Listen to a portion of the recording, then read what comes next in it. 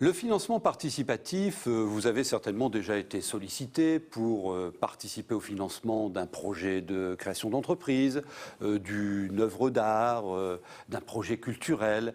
Et vous vous êtes demandé si ça vaut le coup, parce que c'est quand même assez nouveau. Eh bien, on va tout vous dire aujourd'hui avec notre expert Serre France, Grégory Denis. Bienvenue, Grégory.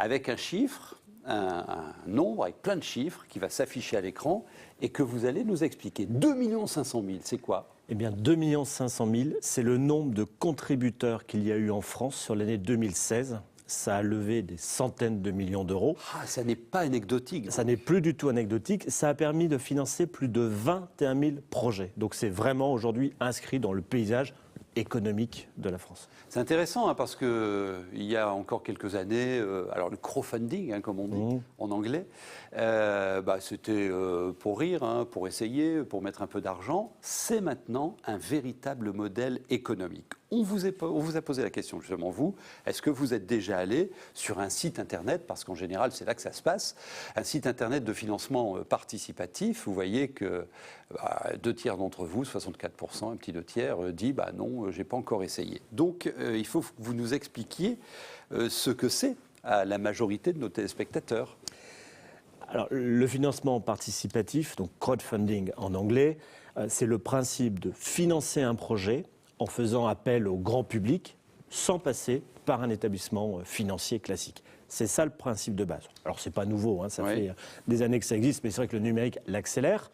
Aujourd'hui, il y a 3 grands types de plateformes de financement participatif.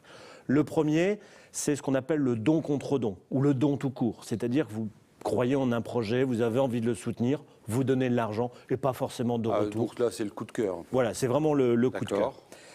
Le deuxième, c'est ce qu'on appelle en anglais le quo equity, c'est-à-dire l'investissement au capital d'une société en création ou en levée de fonds pour développement. D'accord. Donc là, c'est classiquement, vous devenez actionnaire de la société avec les avantages, notamment fiscaux, qui sont associés. Donc c'est retour sur investissement. Exactement. D'accord. Et puis la troisième grande nature de plateforme, c'est ce qu'on appelle le quad lending, c'est-à-dire le prêt d'argent.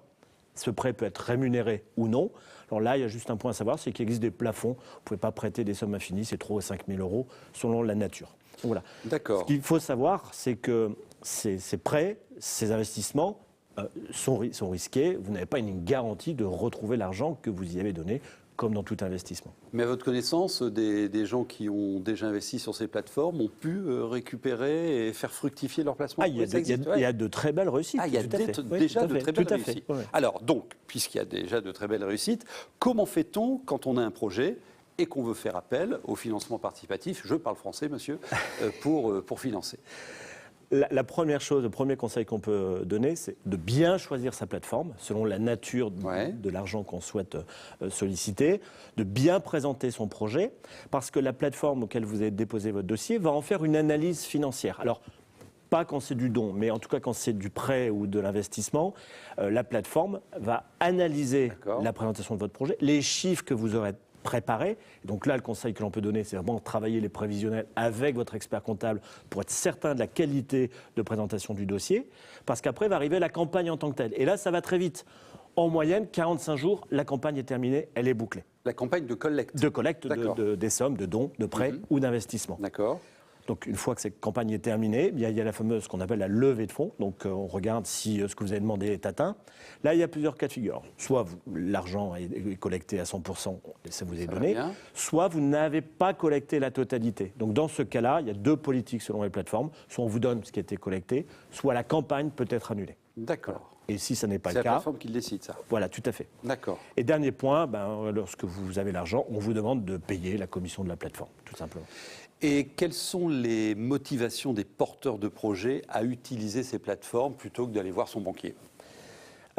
Alors bien évidemment, c'est pour un financement, voire financement complémentaire, mais ça n'est pas que ça, c'est, je dirais même en premier, un outil de communication, de promotion du projet que l'on veut promouvoir.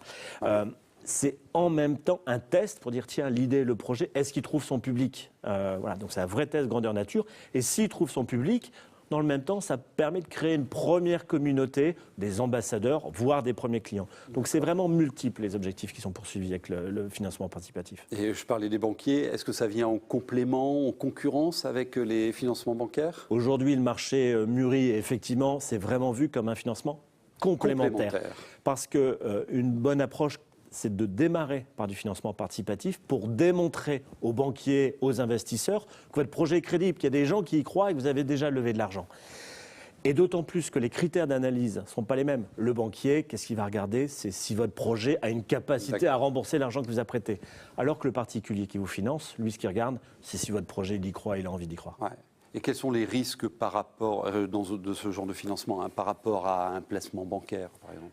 Et effectivement, il y a un risque de ne pas récupérer l'argent, je le disais tout à l'heure. Donc c'est pour ça que nous, particulièrement chez Serre France, on a sélectionné des plateformes voilà, pour être certain de la qualité de l'analyse financière. Et donc que le projet qui est présenté a une vraie analyse et donc ça limite le risque. D'autre part, la France est un des premiers pays à avoir un peu légiféré et posé des labels sur les plateformes, ce qui est un gage d'aiguillage pour trouver les bonnes plateformes et celles qui sont sérieuses. Ouais, donc si vous êtes intéressé par ce type de financement, vous allez d'abord sur le site de Serre France pour prendre contact et avoir ce référencement des plateformes sérieuses, parce qu'il y en a de nombreuses. De plus en plus. On ne sait pas bien s'y repérer. Les conseils pour aller découvrir justement ces plateformes? Comme tout investissement, être prudent, ne pas investir de l'argent ou prêter de l'argent dont on aura besoin à court terme. Bien mesurer le risque, on revient dessus. Et puis, pour mesurer le risque, il faut oser poser des questions à la plateforme ou au porteur de projet pour avoir une bonne connaissance de là où on s'engage. Tiens, je vous pose une colle pour terminer.